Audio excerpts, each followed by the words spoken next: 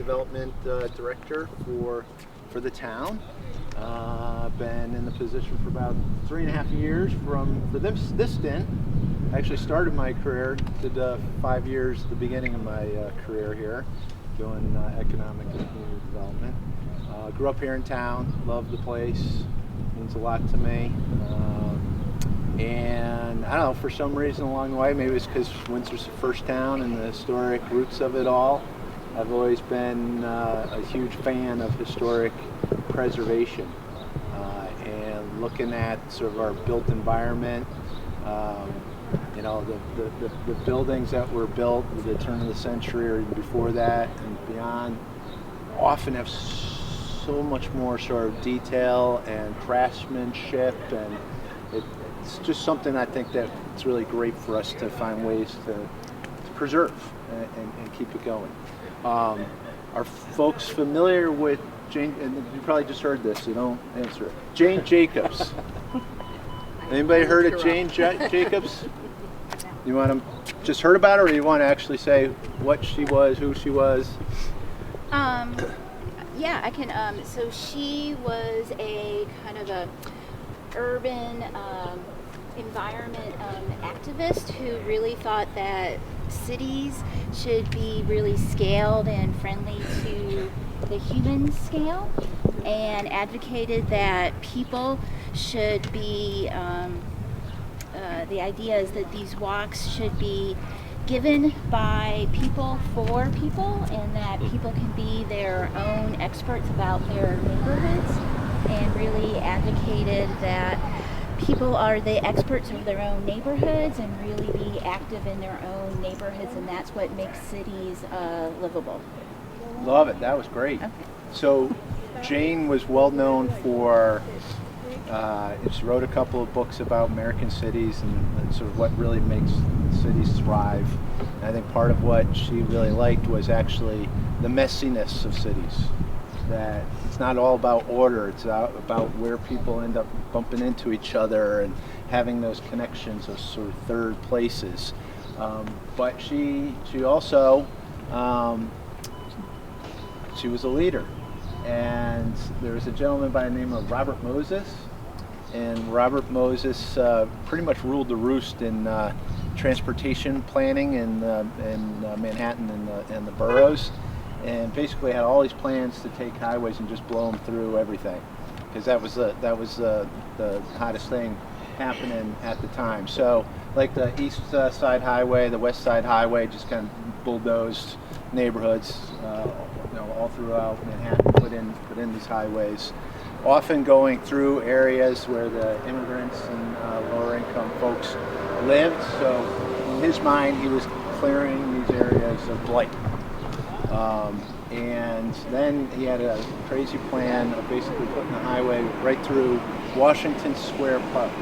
If anybody's been there, it's a beautiful park in Manhattan. And she was able to coalesce a bunch of residents and fight Robert Moses. And that was no easy feat to make that happen. So that's what it is, a Jane's Walk. And so hopefully I don't do all the talking when we're going around. I'll mention a couple of things about the buildings for just some background.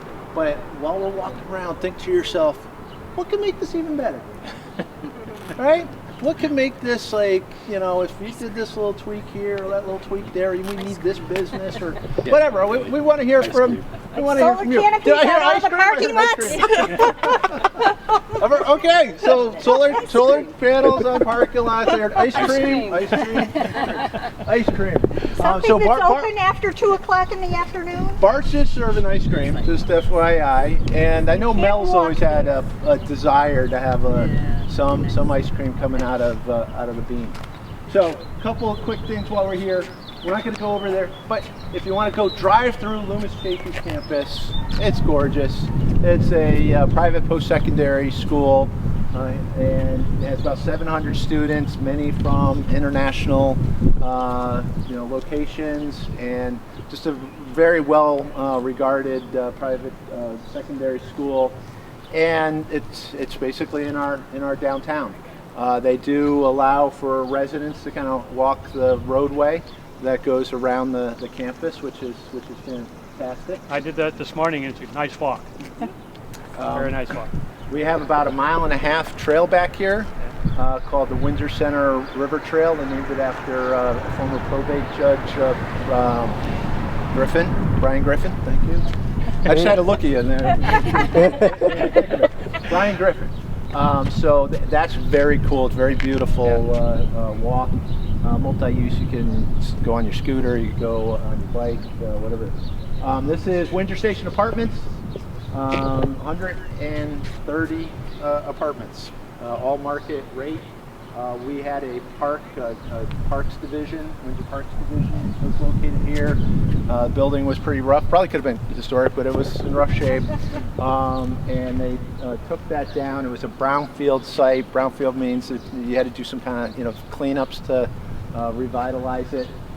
Martin Kennedy from Lexington Partners, who's done a bunch of development in Hartford, some mill conversions in Glastonbury, was a developer, and it's been great because there's 130 plus people in our downtown with spending power to go to the local businesses and restaurants and stuff.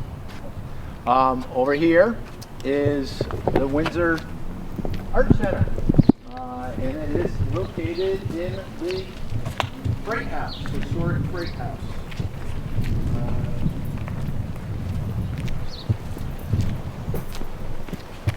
They have rotating displays, pretty much on a probably every 6 weeks basis, somewhere in that ballpark. They just had a fantastic display of photography that was well received, and they've got a new display going up now. It's a local nonprofit, the Windsor Art Center, always looking for volunteers to man the gallery space and help with events. They are planning to do sort of a one evening music fest as part of the Shad Derby festivities this year, which is very cool. For those, I think most everybody is familiar, the Shad Derby is our annual rite of passage for the fish, which is actually the state fish. I think the state legislature actually passed a law saying it's a state fish. Is this owned by the town? It is actually owned by the federal government, and the town of Windsor leases it, and then we sublease it to the Art Center. 41 Mechanic Street right here. We got a company that does photography that owns the building, and then about 2 years ago, maybe even a little longer than that, Anissa Tyke, folks may have met her, she established Windsor Works here. She had a co-working space in West Hartford, called West Hartford Co-working, and I was introduced to her along the way, and I just thought she was a dynamo and that we should have her in Windsor. So she opened up a second site right here on the bottom floor. It's a business incubator, co-working space. So you can rent a desk for a day. You can have a private desk that's designated just for you, or a whole office, which is very cool. And then they have a bunch of sort of educational programs that happen throughout the year to help small businesses to grow. The Chamber of Commerce is having their women business ownership meetings at Windsor Works, so that is really, really cool. This over here is First Town Square. It was actually a combustion engineering location for many years. I think Spencer even. I think there was a gun manufacturer in there eons ago, and it was looking pretty rough about 20 years ago. And a company called Corporation for Independent Living, CIL, basically utilized their a for-profit entity that would use buildings like this, develop it, and then the proceeds of it helped with their mission, which is basically to provide accessibility to homes. So very, very cool. It's 50 condominiums.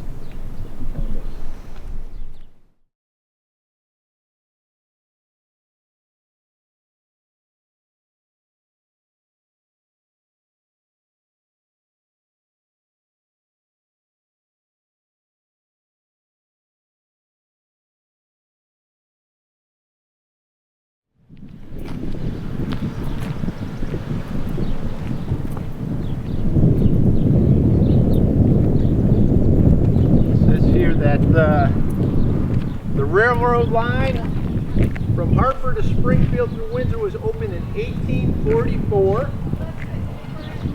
Windsor was now 12 minutes from Hartford and directly connected to New York City and Boston. The Windsor station was built in 1969-70 and was extensively renovated in the 1980s by basically grant monies that the town of Windsor was able to secure. We're going to go in just really briefly. You can come back to it, but there's actually an open studio today for the artists.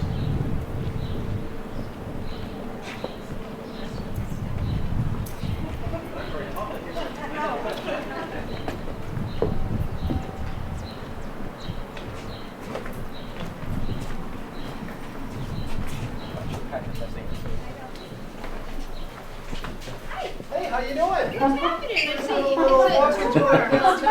Oh, there you go. Sure. Well, so this was the original train station. Did you tell them about that? And that was the freight house. And in fact, this piece of furniture was once upon a time in the freight house. Cool. And if you open the door, go ahead, open one of the doors. You can see old ladings that were somebody decoupaged in there years ago. wow. See, there you go. That's so cool. There's one, September 29th, 1891. So you can actually go online, and there's a whole website about this train station, a historical website. So we've been in here now for a while. I actually rent space from the Windsor Art Center. And so the Windsor Art Center has a classroom over there, and then there's 7 studio spaces here. And these are our workspaces, and we're periodically open. So that's my studio over there. There's 3 studios upstairs and 2 downstairs, and we're all here today. So you're welcome to wander around and see what we do. The building itself was done over, did you give them all this? Keep going. In the 1980s, in the mid-80s. The railroad, not Amtrak, but the freight line, owns the property, but wanted the buildings to be gone. When I moved into town in '86, there was chain link fence around both buildings and trees coming through the roof. Mm-hmm. So they were in total disrepair. So at that point, they offered the buildings up for like $1, but you had to move them off the site. So then the town stepped in and now has a long-term lease for the buildings both, and through a transportation grant, was able to restore both buildings. And so here you have it. And the only part of the building, they had to come up to fire code, et cetera, which has any of the original trim, et cetera, is my studio space. On the left-hand side and around the door, you can see it has big, heavy-duty, old-style trim and beadboard around the bottom. It's had all sorts of different things in it. Originally, there was a couple different retail things in here. Somebody sold empanadas, I think, or there was a clothing store upstairs. I mean, all different things. We've been here, maybe 8 years. At one point, Rideshare had both buildings, had their offices in here. There was an architectural firm in this building after that, even before us. But we've been here 6, 7, 8 years, I think now. I don't remember. I've been here right along. So I would take a peek upstairs just to see. It has this wonderful dual chimney that goes up over, but I don't know how long. There you go. I love this building. I was just up there. Oh, you were? Before I went over there, I came in. Well, good. Very nice. So where else are you going? Yes. Yes. Yeah, I have some too. What did I do? I said dress. Yeah, there is me. There's colored pencils that do that too. So in these, like these up here, and these here, these are photographs. They sent us up here. Oh, good. It's essentially sponsored. Walking around kind of historic. Familiar with Al Anderson Yeah. Yes. from NRBQ? Yes. Did you see the sculpture upstairs? She did one of She him. did one of him. With the guitar and everything. Yeah. Right up Wow. close. I think it would be phenomenal if we found a way to keep it here in Windsor. Yes. Obviously, as an artist, Get you need him to here make to the bird you need to make cage. a living. So, a piece like that. Yeah. yes. Yeah, funny thing, actually cool story. While I was leaving Geisters to go home, literally between the Plaza building and the VFW building, crossing the street, literally in the middle of the street, boom, Al Anderson. And this was after he played on the town green for the 375th. Yeah. So it was around that time. So yeah, that was a cool encounter. Yeah. His house Thank came you on so the much. market like the day after I closed on mine. Oh, really? I walk by it every day.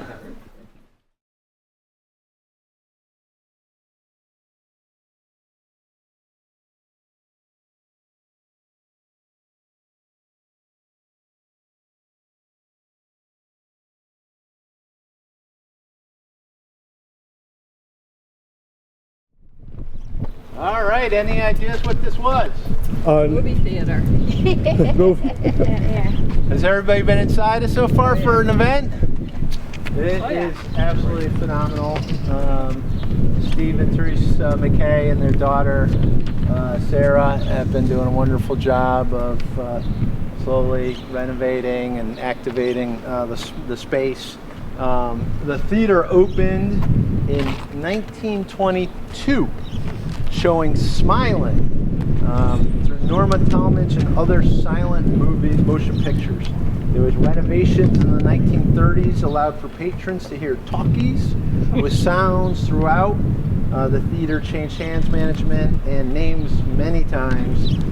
Eventually, it was actually used by a car dealership for a period of time. Central Street Antiques purchased the property and held auctions in the large space for many years before it became now the Birdcage at 25 Central Street. Bakery in between. Get baked. Get baked, baked. Move to this town. Yes. There we go. Don't want to forget Emily and what she did.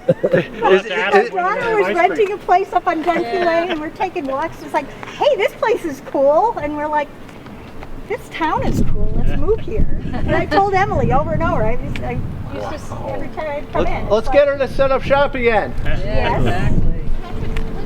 History on The green? yeah. Okay, so that's a new addition. It's a conservatory that they just decided to add because they thought it would just kind of add to a little flair to the building. And it must be what gives them its current name, Birdcage.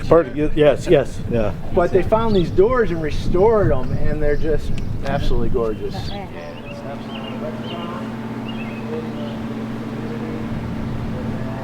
Essentially, it got some water damage, and that's the worst thing that can happen often to historic properties is water damage. And the developer of CVS said that it was, beyond repair. That was our town planner going right by. Decided it was beyond repair and put forward this proposal for the CVS pharmacy. And what I want you to note about this is when you look at CVS's across the country, a lot of them are like one story and they're set back from the corner with all the parking.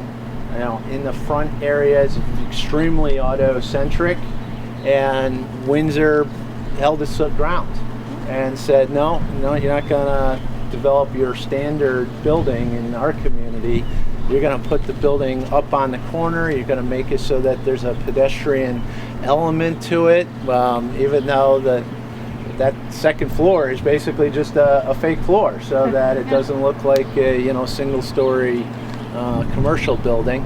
And we required them to put in these window boxes that CVS works with, not CVS, First Down Downtown through CVS works with local nonprofits to provide access to them, and they can set up their displays during the course of the year. So I thought that was very cool that the town, and when I've gone around the state of Connecticut, I actually served as the CEO of Connecticut Main Street Center for 4 years, where we worked to revitalize downtowns. I would always use examples like this, where communities have to demonstrate their own pride and not just allow anything to happen. If you want a higher standard, then call for the higher standard. We've got this got this Thai restaurant and a barber shop. I like the lions. I'm gonna steal them. We've got Heritage Bricks for First Down Downtown right down over there.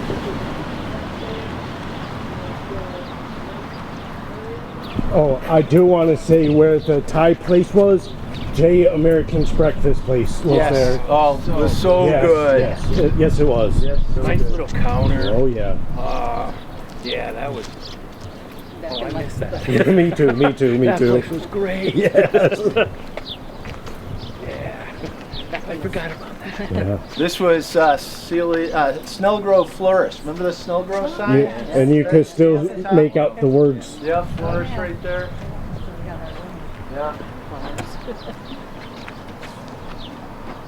Family Pizza's great. Queen Nail's been around for a long time.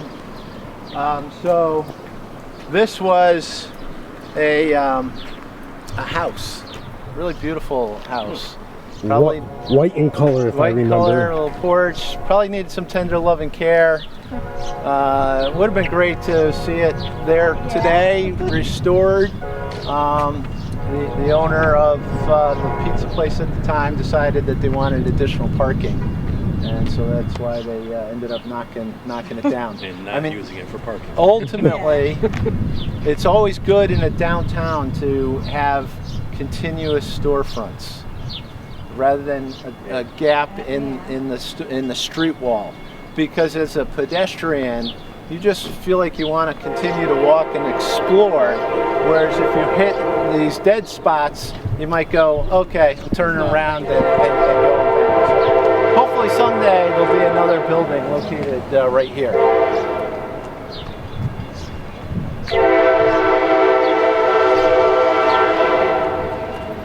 That is our community development specialist and our town planner waving to us.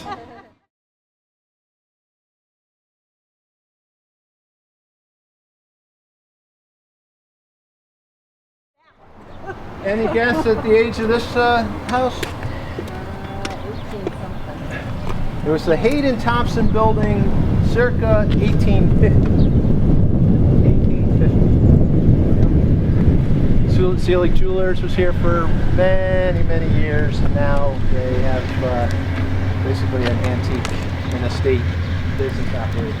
First Downtown currently has its offices here. They may be moving to another location. The new owner of this building came to the town. They're going to do some renovations and add one additional apartment to the complex. Huh.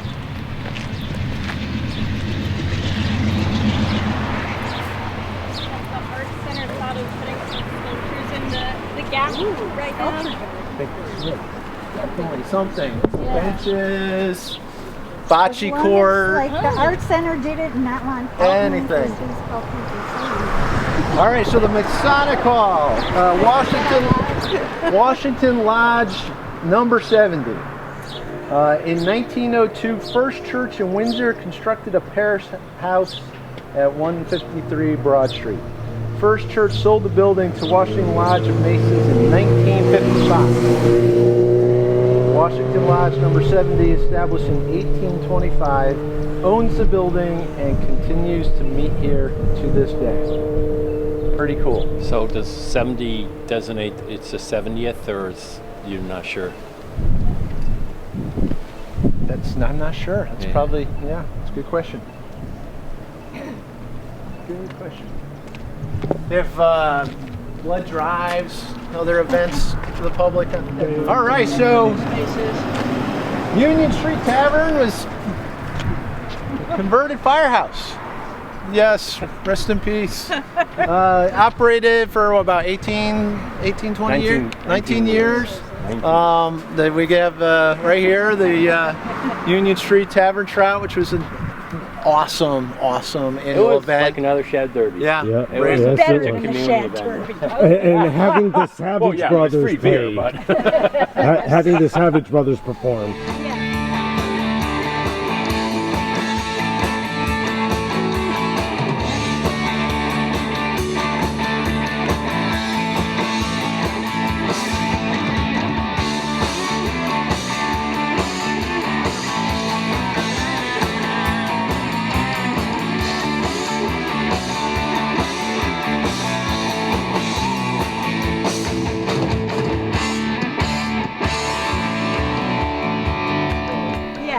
it was such a community event. Such a community So event. mad I didn't buy a hat the last time. I said I'll get a hat next year. Not knowing. So those who may not be familiar, the Union Street Tavern Trout raised money for Alex's lemonade stand. And Alex, a young lady who raised $1 million before she passed away for childhood cancer, her parents grew up right here in Windsor, Connecticut. I went to school with the father. Ann Walsh kind of helped out as well and to get that seed starting, and then that's how the Tavern Trot started. All right, so Rich Schuler from Tungus Grill has acquired the business and will be doing some renovations to the building. Yeah. And I think he'll probably be offline for a couple months. I'm not sure exact time frame, but the plan is to open it up again as a restaurant. I do not know kind of a menu or ambiance they're planning, but he's done a great job at Tungus Grill, so I'm expecting the same here. Who owns it? So the building's owned by the fire district. Okay. So I don't know if folks are familiar with fire districts. There's sort of a public, quasi-public entities that are created through state legislation. And so there is a Windsor Center Fire District which has its own board. And they own the firehouse. And they have an extra levy on the properties in the downtown, I think for trash pickup or something along those lines. So that's just an anomaly. There's a lot of fire districts in the state of Connecticut, and that's one of them. The train wreck's been used over the years for different restaurants, antiques, car dealership many years ago, and my understanding is that the current owner is planning now to do another restaurant. Who's the current owner? It's Dr. Mohan Satchef.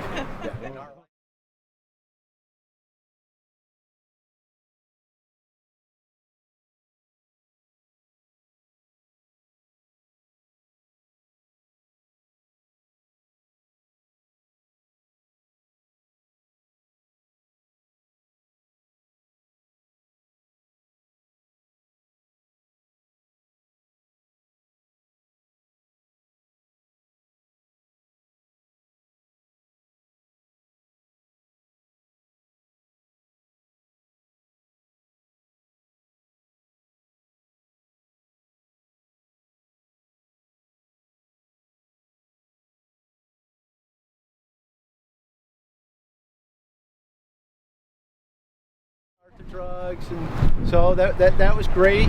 As time went on, though, it was getting a little tired. Some more vacancy in the actual buildings that were here, and a gentleman by the name of Greg Baca, who grew up here in town. His parents and his sister still live here in the community. He worked for many years in New York City and actually in Brazil and in development. And then he decided he was starting his own family, and he wanted to be closer to his parents and his sister, and he moved back to the area and decided to take a leap into developing by his own. So he created an entity called Grava Properties, and they went forward and have a long-term ground lease with the Arthur drug owners, and with an option to purchase many years down the road. And he's worked very closely with the town. The town has a special zoning district down here, the Windsor Center Design Development District, which allows a little bit more density and shared parking and things like that, with goals to have high quality development to occur here. So there's two phases. The first phase is basically this whole front building. And the area where the Chinese restaurant Mofongo and the gift shop, that was going to remain and be rehabbed for commercial uses.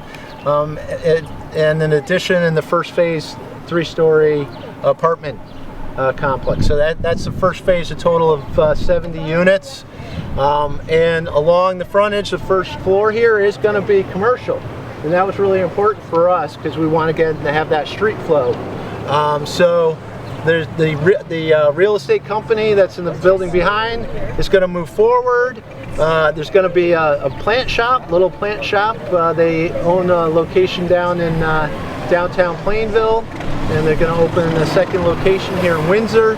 There's going to be Moneda's Moments, the great bakery that we have in town.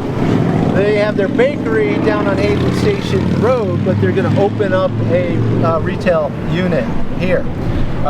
Then the Blue Dragonfly gift shop is moving forward. So the gift shop now will be in the front building, okay? And then they're still working out plans for a hoped for a little cafe with an outdoor seating area, which would just really make this place be activated, which would be fantastic. And then a second phase is a 50 additional units. They'll knock down the building that's back there and build this multi-story structure. Again, more feet on the street, more spending power, hopefully to really support the small businesses, and the fact that more small businesses are getting established here helps with the whole mix and the vibrancy of the downtown. Questions? The Christmas tree over your left shoulder there. Yes. Is that going to stay or what? Because the town always lights it up for torchlight and all that. Yeah, it'll stay for now, and we'll see what happens in the future. There's definitely going to be sort of a patio out here. You got this berm. They've already, I think, started ripping out the berm. You won't see that berm anymore. It kind of blocked the parking. That was the intent of it. Now that we got commercial there, you don't want to block the view of the commercial space, so they're taking down that berm. I will point you in this direction over here to this tons of pavement that we have. We've been looking to try to do a road diet, go from 2 lanes in each direction to 1 lane with the center turn lane. There was plans for the potential of a roundabout here and a roundabout at the next intersection. Was brought to referendum and it failed. So at the current time, we're just trying to figure out what the next steps might be. We still have an issue of speed through the downtown. So what can we do with some of the money that we still have access to make some improvements? So stay tuned for that. But we got a lot of activity going on within a half mile of the station. We got Bowfield Green. Across from Jim's Pizza that Dr. Sachdev is developing. 77 units of housing over first floor commercial. So that's exciting. A lot of small businesses up and down, and I know Bill walks up and down all the time. When you have an opportunity, please take this walk up to Mack Street and back, and have in your mind, what are some small-scale improvements? When you get to Mack Street, go down Mack Street and go in through Millbrook. It's beautiful there. Yes. Yep, 95-acre town park, right in our town center, essentially. All very walkable. Yep.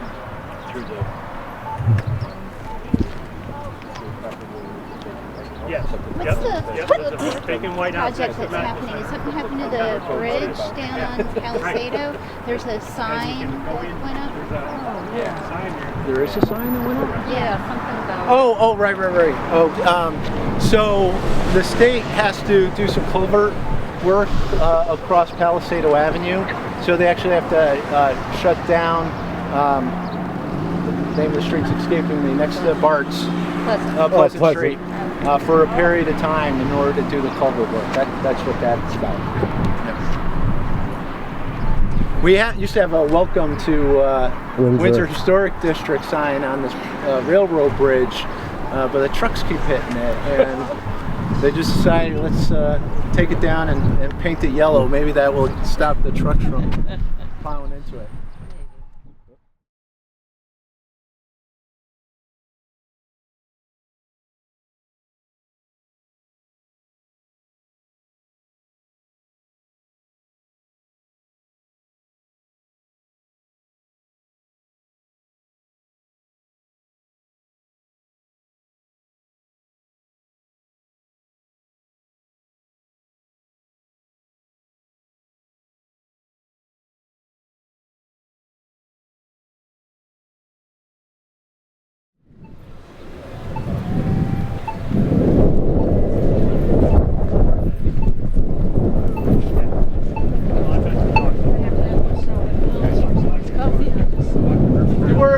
bunch of multi-story buildings, like 2, 3-story buildings right here, very classic. Those were taken down probably in the early 70s for the bank. Is there a theme here? Is there a theme? Definitely.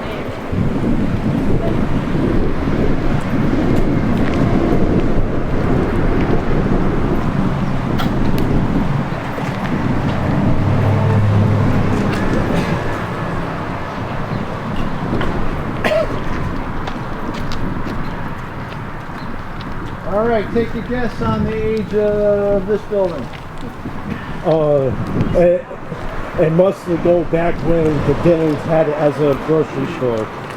Oh. So that's what I want to say. I remember it as King's Electric. So, 1875.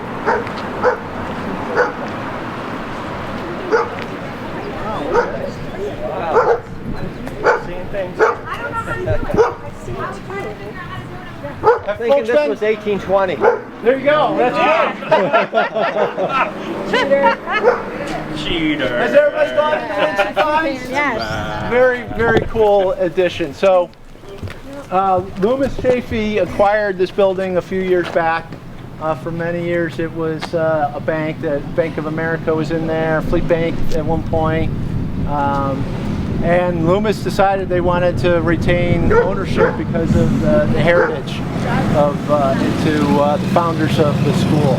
And Carrie, I don't know if I got this completely correct, but Nancy Toney, one of the last slaves in the state of Connecticut, I believe was tied to James and Abigail Loomis and may have actually lived in a portion of this building.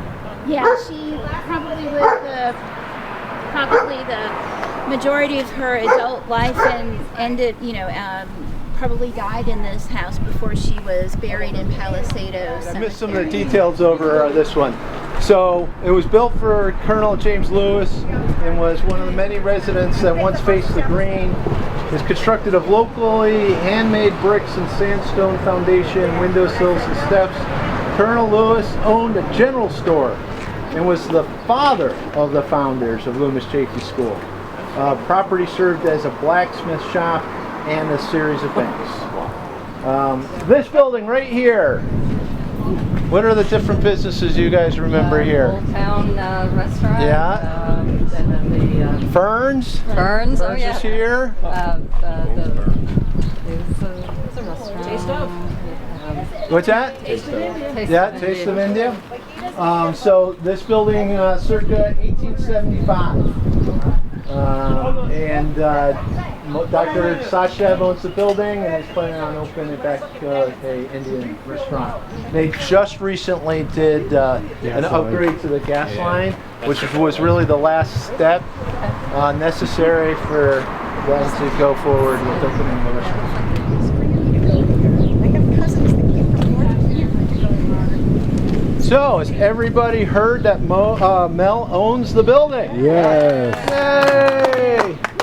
Hasn't this been just a wonderful addition to the community with these tables out front, showing that sort of livelihood? She's very community focused, has fundraisers all the time. It's just so welcoming to everybody that enters the door. She's a true champion for Windsor and the town center. So I'm very, very excited for her. Any idea what this building was used for? The post office, wasn't it? Ding, ding, ding, ding, ding. These guys on the Windsor Before trivia my here. time. All right. I just remember the donor shop. Very impressive. So this was the old post office, circa 1885. How old are you? Oh. You'll be in another room tonight. That's right. That's right. It also served as a drugstore along the way.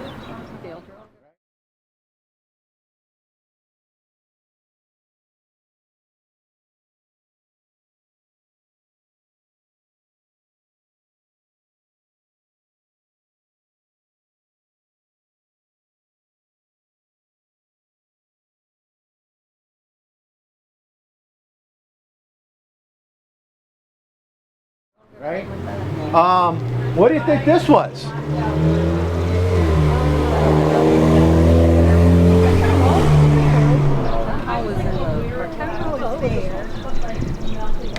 All right, drum roll please.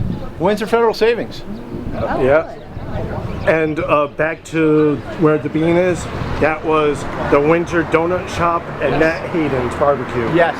Oh, that's right. Barbecue, yeah. I've been living here for 26 years, so I know. You're a pup. I know what was what. All right. What's this known as? Farmers market or There we go, the farmer's market lot. What was it? town hall. It was the town hall before we built the new one. I know we have at least one print in the first floor over at town hall that you could see what the old town hall looked like. Very cool building. Not sure what went into the rationale to demolish it and build new, but a lot of communities were doing stuff like that at the time. So early 60s. Yeah. So thankfully we make really good use of it with the farmers market, which starts on Thursday, June 19th.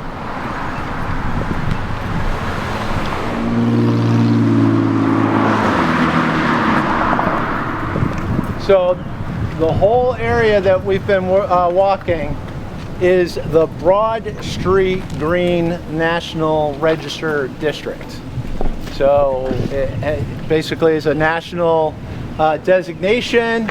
And what does that do? It basically just provides heightened focus on the area that it's got either historic buildings or some aspect of the community that was important in its history. A lot of communities and business property owners will put the plaque that says that it's a part of a national register. It does open up the buildings for the possibility to access state and federal historic tax credits. So that can be really important in the rehab of buildings.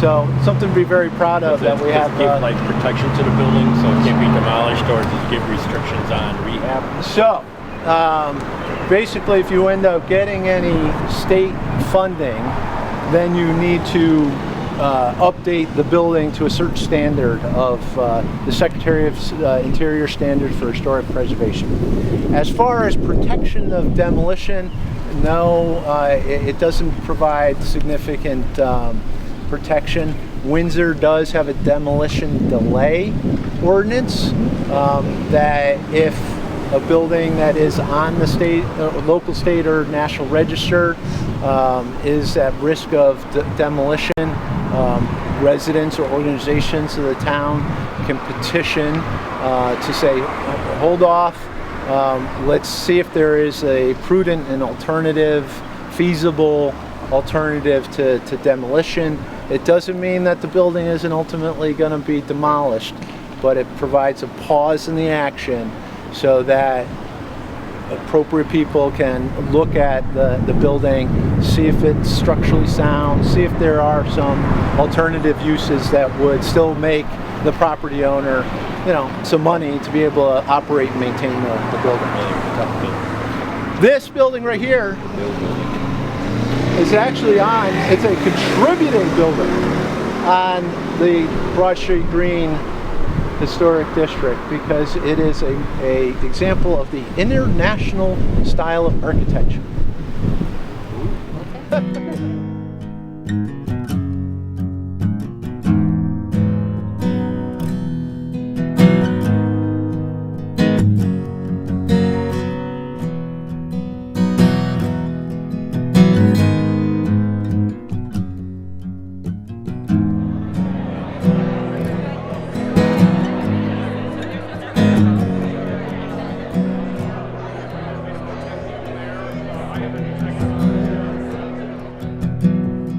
There we were on the edge of the water. It could have been your hand in mine. Instead it was a new brand of awkward. We pretend that it's fine. I was wondering what it might take to break gravity in our little world. absolutely gorgeous. If you haven't been inside, it's tremendous.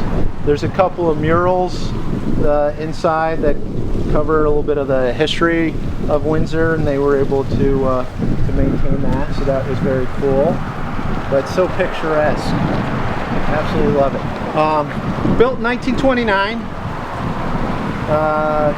It was the Windsor Trust Building, and Windsor Federal moved its corporate offices up on the Day Hill Road, but they've decided that they want to really have some of their executives have a presence downtown, so there's offices where they'll go back and forth and spend some time right here at their main branch.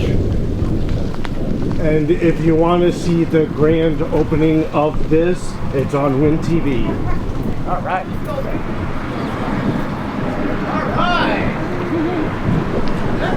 That's very impressive. The post office is here. Yeah, Really? Yeah, this was She's gonna be giving her own tour. Here you go. Future Next events. note, next time. Yeah, isn't that cool? There's a post office. Yeah, I don't know if they've got something going on. Have people been in here? No, not since they fixed it. They just smoked They're it. promoting it for events. But Blue Dragonfly people do work in there. Let's just look at. Come into the Just little break it. vestibule. Well, the door's open. Yeah. They're buffing the floor. Wow, I haven't been in here. So they've been doing a lot of work to upgrade this property, or not property, I mean the interior, in order to just essentially have it more inviting to the public and to have events happening. Same thing downstairs? They've done some improvements downstairs to the bar. They want it to be beyond, a bar downstairs. Yeah. So they're moving in that direction, which is really great. All right.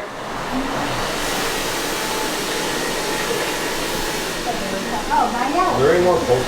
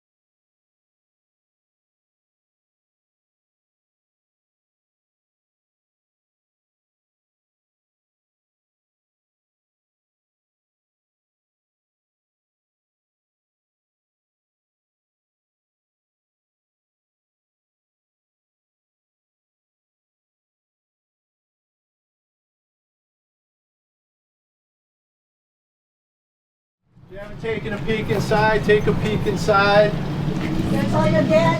That's all you get from me. Oh, you're never gonna get, I think. Lots of nice art. Yeah. Shiny steps, right? Nice day. All right, it was built in 1929. 1929. I mean, isn't that nice? Yeah, I I remember. rode my bike down here to see the first Star Wars movie. Oh, wow. Yeah, and at the corner was It's Baskin Robbins. yes, and Scoopers. Yeah. Dr. Sachdev has made significant investment in this building. Pretty much all of the mechanicals have been redone, and I think the plan in general is basically to have a big banquet facility, restaurant banquet facility for the entire first floor here.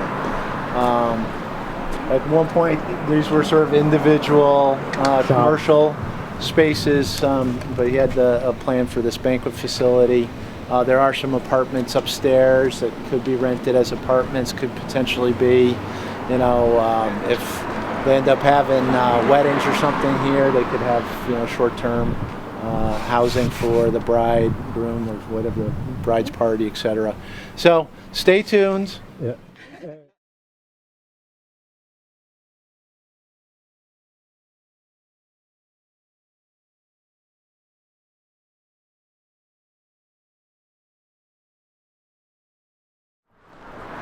All right, if you have not been to Liquor Patty Shop, you're missing out.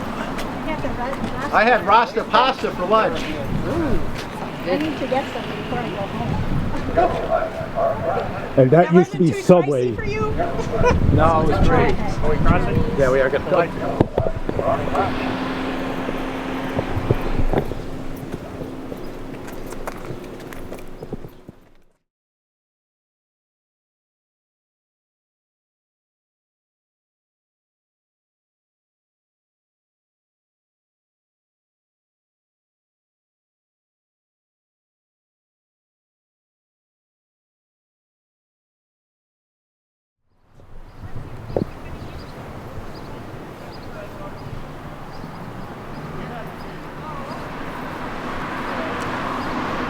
The Voices Against Lyme Disease had a nice little family festival here a little earlier today.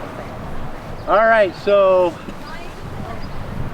who knows who the sculptor was for the Patriots of Windsor? All right. You only get credit if you see your old. All right, there you go. I mean, isn't that a great entry into our community? I absolutely love it.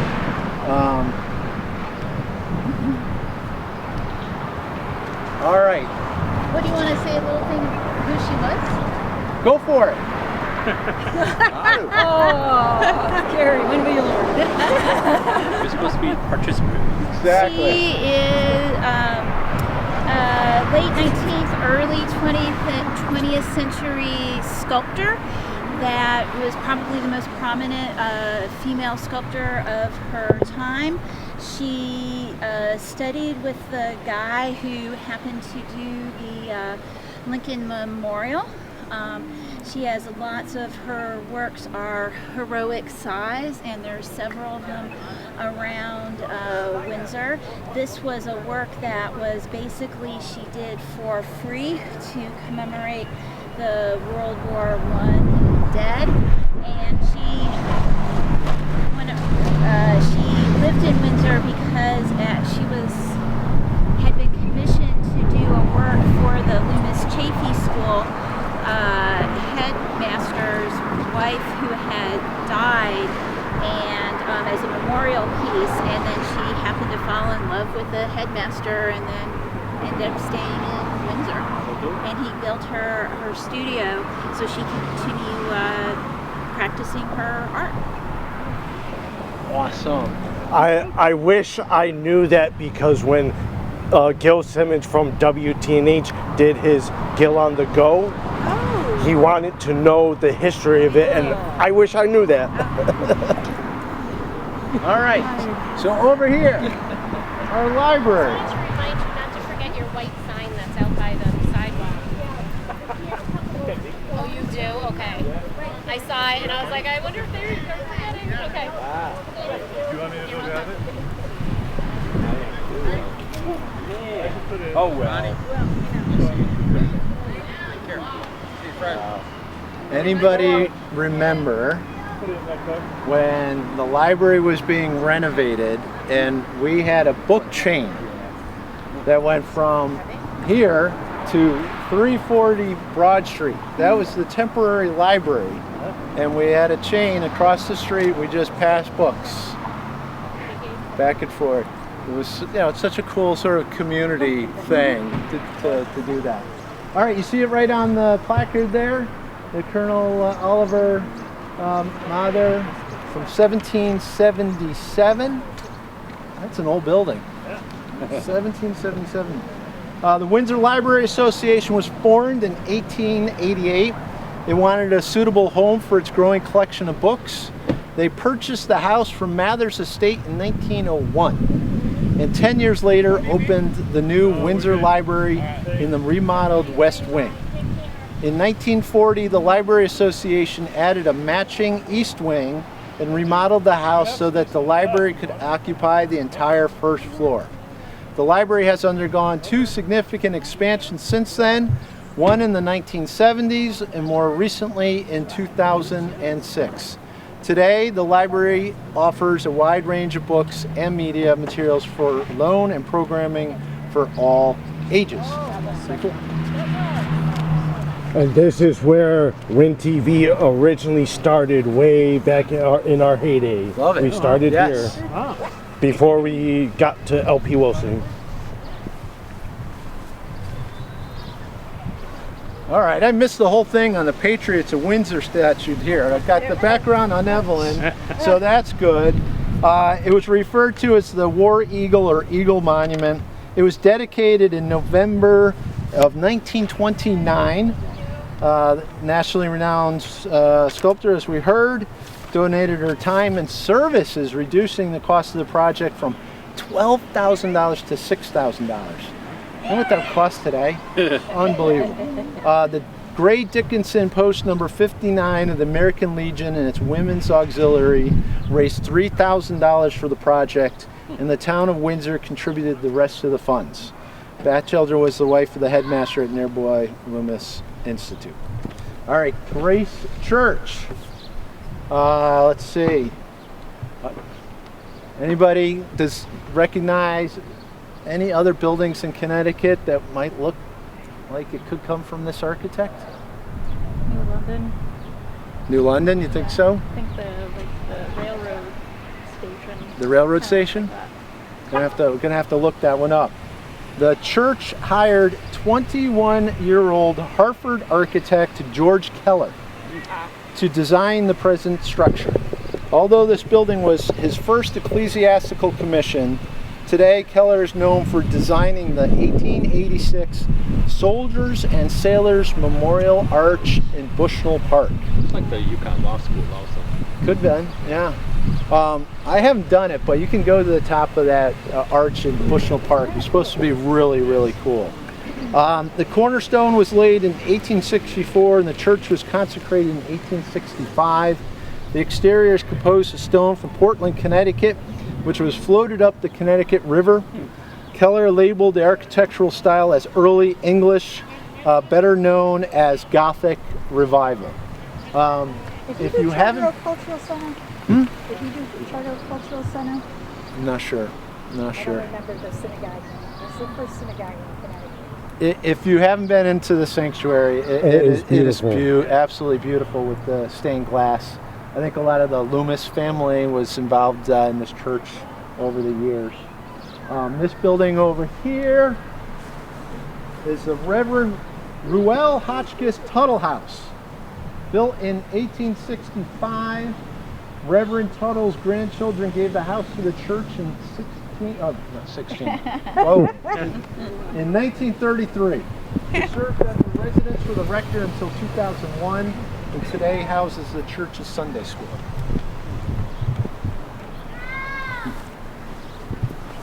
So we have a beautiful town green. Yeah, you do. Oh, yeah. Very nice.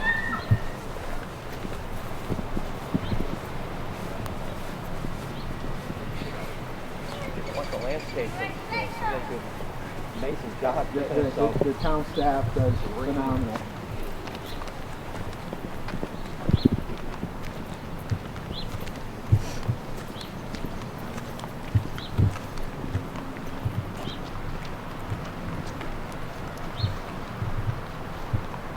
All right, I'm going to park right here because it's shady.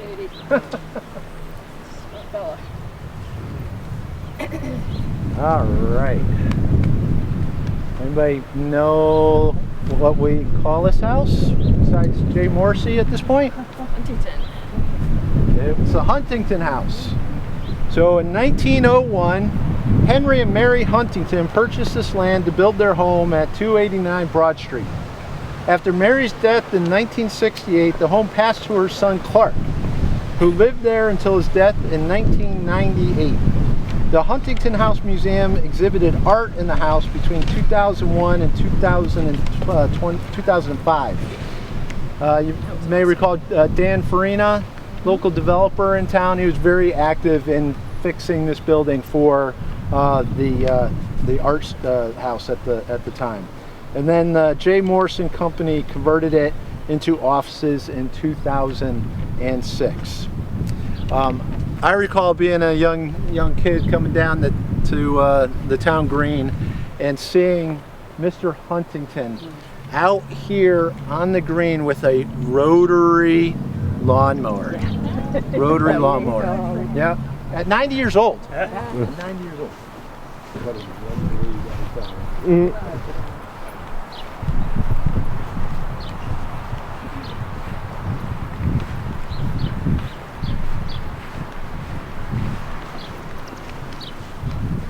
I love this time of year with the flowering trees. It's just awesome. I wish they would last longer though, right? Yeah. I think one of the really cool things about the green are these, like that amazing oak tree over here, and some of the other trees on the green. Unfortunately, we lost one a couple years ago, but our public works did just a phenomenal job. They found this tree in, I think, New Jersey, and worked to transport it here because it was already. Yeah. All right, let's see. Town Hall was built between 1965 and 1967.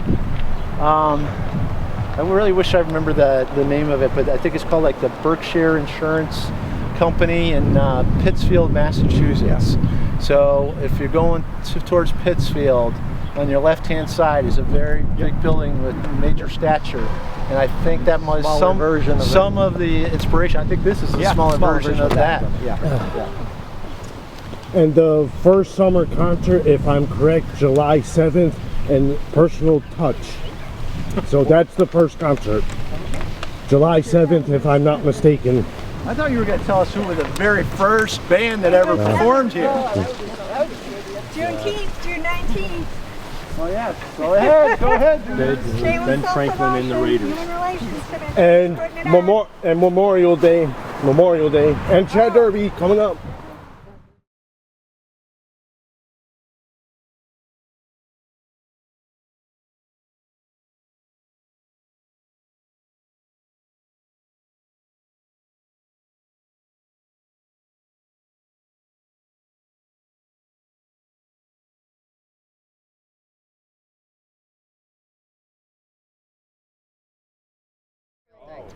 In 1901, Mrs. Euphemia Loomis established a fund to erect a public fountain in memory of her husband, Hezekiah B. Loomis, one of the founders of Loomis Chambers. Hezekiah. I love when it's running and people are hanging out here at the, during the concert. That seems to go off for a little while, then it comes back. Yeah. It's very cool. And they did a major restoration in 1983 for the 350th birthday. It's things like this that just add little areas of interest. So those are the type of things as you're walking around. Oh, there he goes.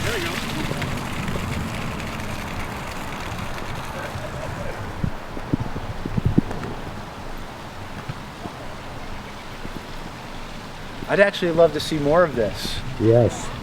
But seriously, just have more people just come out, throw a football, whatever, throw a frisbee, enjoy the time out here. All right, so the Windsor Chamber Tourist Information Center. It is the John E. Luddy House from 1921. John Luddy was the manager of the Connecticut Leaf Tobacco Association, also the founder of the Windsor Company, a textile distribution firm. He passed away in 1964, and in his will he gave it to the town of Windsor. Excuse me, he gave the town of Windsor the first right of purchase of his home, which the town went ahead and did. The building has been leased to the Windsor Chamber since 1999. And we've got some chamber folks here. So I'm going to put you on the spot. Chamber folks, what do you guys do in town? Building community and trying to tie the community and businesses together, supporting local businesses, and providing some resources in terms of education and connections with the town and the state. Yay! Yeah.